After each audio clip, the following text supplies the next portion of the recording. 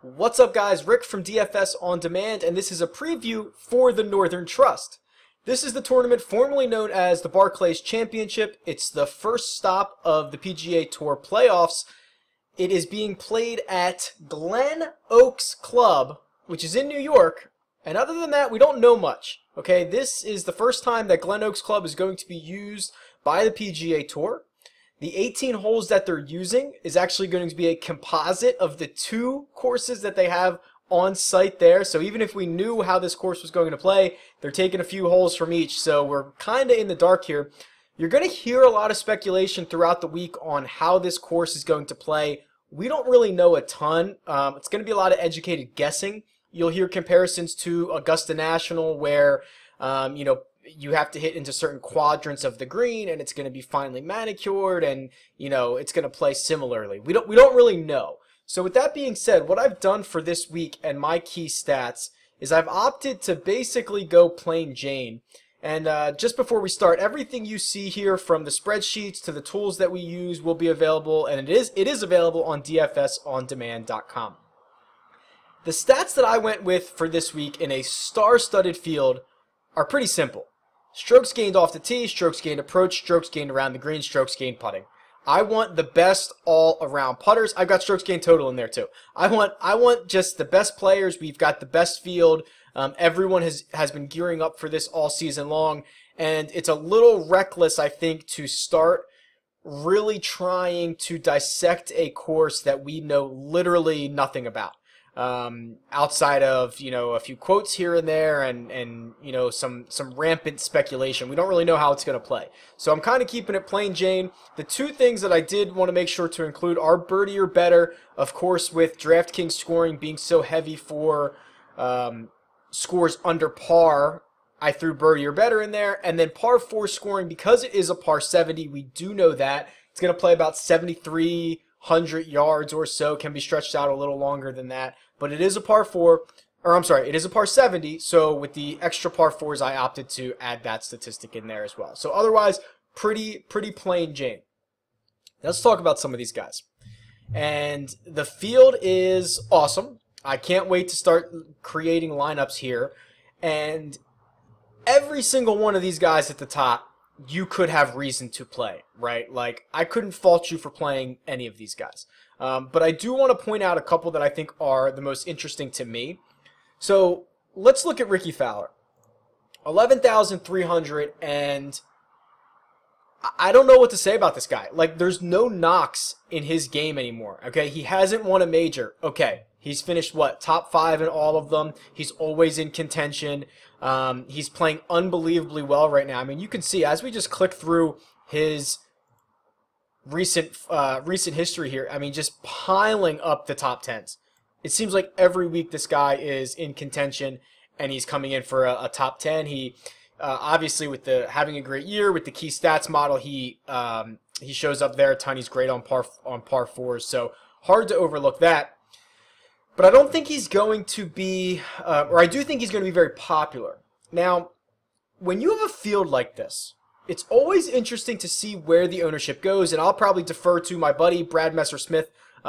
If you follow me on Twitter, I'll retweet his ownership projections, which are really always really good as the week goes on. So I'm interested to see what he comes up with. But when you have a field like this, the ownership tends to kind of go in the middle of the sandwich. So you have so many good names that you can get a great name like Rory McIlroy, and you don't have to pay as much for Hideki Matsuyama. So usually the ends, like Matsuyama, probably a little bit under-owned compared to these guys. And then like Jason Day, Henrik Stenson, like those guys will probably, well, Stenson just won last week, but I'm assuming those guys are kind of also the other end of the sandwich, which people avoid. They tend to go into the middle here because you can get a really good player and it's not going to cost you as much as if you were to go get the most expensive player, if that makes sense. At least that's what I've seen. So anyway, I think the middle is where a lot of this ownership is going to go, but I don't think it's going to be on Jordan Spieth. Spieth, for whatever reason, I'm not sure people are realizing what a good year he's having, and it's probably due to the unbelievable career that he's had and just the expectations of him to basically win every single week. And despite that, despite he's not winning every single week, although he's won twice in the last 4 times he's teed it up. It feels like the industry's kind of off on Jordan. And to me, you look at these results and you say, okay, well, he's one of the best players in the world. He's won twice in the last month, or twice in the last 4 times he's teed it up. And if this course really does turn out to be an Augusta National type course, where you have to hit it in certain quadrants and you're going to be putting on the purest greens in the world, and like, who's pretty good at Augusta? How about this guy? How about Jordan Spieth? So I think that a lot of ownership will be on Rory. I think Fowler will be highly owned. I'm wondering how it's going to end up with Jordan Spieth. So we'll see as the week goes on. Jason Day. Let's talk about Jason Day. And actually, I'll show you. We'll find Jason Day again. This is available on DFS on demand. I'm just going to go find Jason Day here real quick. And here's Jason Day, the last 10 tournaments that he has teed it up. First of all, he's made 8 cuts. Jason Day, to me, is a guy who's absolutely trending in the right direction. Okay, I've talked about him basically every single week, but he has a really good showing back in, when was this? May, at the Byron Nelson, finishes second. He misses these 2 cuts here kind of in the middle, but you can see this trend starting to gear up, okay? He's playing more often. His game is getting into shape. He's gaining strokes in places that we would expect him to gain strokes, and the results are showing it. At only $9,700 coming off a top 10 at the PGA, I think there's few guys better than Jason Day kind of right here in this range. Or in most, like he has a legit chance to win this thing, is what I think is happening. And again, I think a lot of people will just stay away from him just because of what they know, what kind of season he's had. It hasn't been that good. A couple of guys down here in the mid 8,000s who are interesting. Louis Oosthuizen, who just pumps out second places. But no, seriously, the dude's always in contention, especially in these big fields. You know he can hold his own. Just a really sweet swing that is going to keep him in contention in basically every tournament that he plays. Coming off the T2 at the PGA, I think he's really gearing up for a nice run here in the playoffs. And then Patrick Reed. So similar boat to Jason Day, where you're finally getting Reed trending in the right direction. Okay, these guys have not had the years that we've expected them, Jason Day, Patrick Reed, but they're starting to get right. And few guys like Patrick Reed can absolutely heat it up and score a ton in DraftKings scoring. So we can look back at, all right, well, he's coming off the T2 at the PGA, but like, look at this, okay? So this was a Euro event. He scored 94 DraftKings points. Is that right? I guess it was from the Eagle. 14 birdies, 45 pars, 2 doubles. I was going to say he scored 94 DraftKings points and finishing T19, which is pretty unbelievable because that's more DraftKings points than he scored when he finished T2 last week at the PGA. Could that possibly be right? Was this it wasn't a double eagle or any albatross or anything, right? I wonder if DraftKings is right here. But anyway, few guys can heat up like Patrick Reed can. Makes a ton of birdies, can go low really quickly. So I think he's interesting. Technically, he's the defending champion. Not that it really matters because it's a playoff event. We're at a different course. I don't think it's that big a deal. But technically, he is the defending champion. And then Charlie Hoffman. Okay, still underpriced. Charlie Hoffman is still underpriced. Let's look at the tour. And this goes back to the John Deere Classic. And the bottom chart here is most birdies since then. Charlie Hoffman has made 90 birdies in 5 starts, which is the 3rd most since the John Deere Classic. He also didn't play the Wyndham, where a ton of these guys went super low. So he didn't have that advantage. And he hasn't played in... When's the last time Charlie Hoffman played?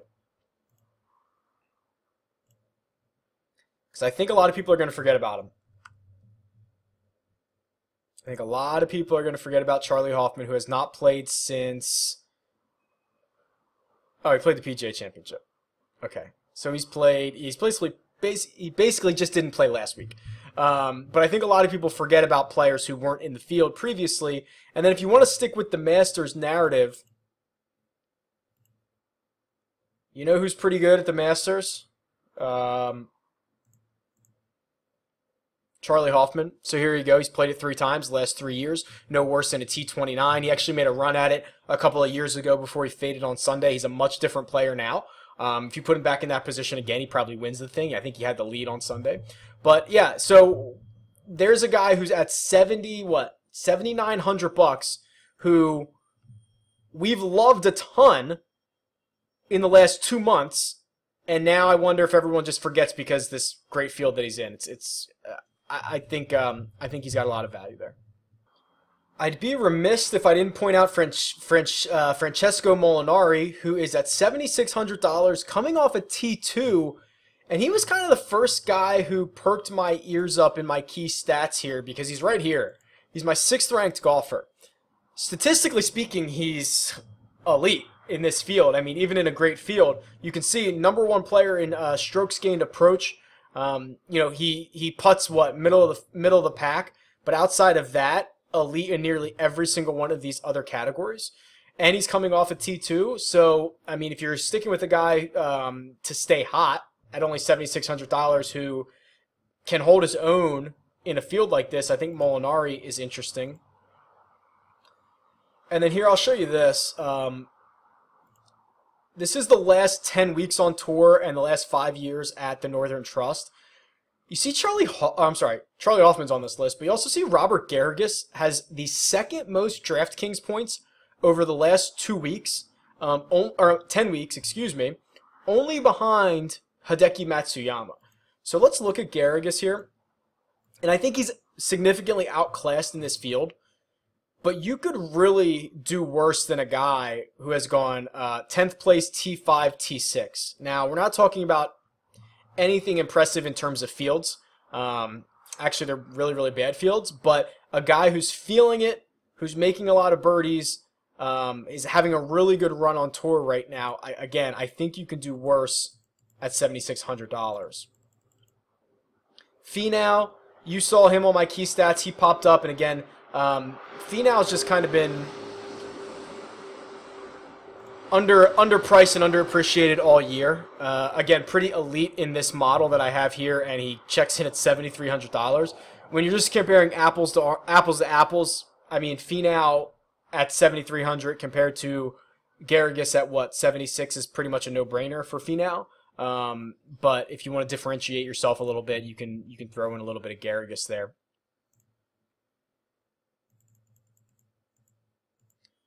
Gary Woodland popped up a little bit when I was going through the research this week. So $7,000, had a 4th place at the RBC Canadian, top 25 at the PGA Championship. Other than that, it's been a little bit of an uneventful stretch for Gary Woodland. I guess it is worth noting that he is, in this field, has the lowest scoring average out of anyone at this event. Now, of course, you have to remember this changes courses, so maybe it's not nearly as relevant, but it could be saying that Gary Woodland prepares himself to start peaking at this time of the year. You know, he's played 5 times, 4 cuts made in this tournament. Again, even with rotating courses, kind of says something. So I'm pumping the brakes. I'm not super stoked about it, but I think I have to point out Gary Woodland there. At least for a little bit of interest, I can make a case for him. A couple other guys. Xander Schauffele, I think, is interesting. Charles Schwartzel can hold his own in any field. $6,900. That's a really good price on him. Outside of that, I thought there was one more name down here. Oh, Brandon Hagee. We were on him a lot last week, and he disappointed with a missed cut. But outside of that, he'd been playing well, and I think the thing I really like about him is this dude is long, okay? Like one of the longest on tour, like DJ long. So at a course that, again, we don't know a ton about, but a lot of the analysis is be a long hitter, be a long hitter, be a long hitter, especially depending on conditions. Here's your guy. Here's Hagee at $6,700 again, and I'll show you, I think he pops up here. fifth most DraftKings points per round over the course of the last 10 weeks, and that's even with a missed cut last week. So when you're down here in the $6,700 range and you're looking for value, I think Hagee provides some relief for your lineups. And that's essentially it. Let's wrap it up with the odds comparison. So again, if you've never seen us do this before, we throw the salaries next to the odds to win the golf tournament. They should correlate. When they do not is where you have potential value. So just looking at this a little bit, this would say Henrik Stenson is a bit overpriced, or at least compared to his peers, because he's 22 to 1 to win this thing, but he is $400 or $700 more expensive than Brooks Koepka and Justin Thomas, who have better odds to win. Actually, Brooks Koepka could be really interesting this week. Here's Molinari. So again, you know, only, what's that, 5 to 1 worse, or 5, or you know, a 0.15% worse than Justin Rose, and he's $700 cheaper. Here's Brandon Grace compared to his peer Jason Duffner here and Tony Finau. They have actually the same odds to win, and they're different. They're different pricing. Charles Schwartzel shows up here again, so again, he probably has a bit of value compared to the other guys in his range if you're going to be picking out of those players. So there you go for this week. Should be fun. Really great field and not a lot to know about the course, so I wish you the best of luck. If there's anything you want to talk about, tweet me. It's at DFS On Demand, or leave a comment below. Talk to you soon. See ya.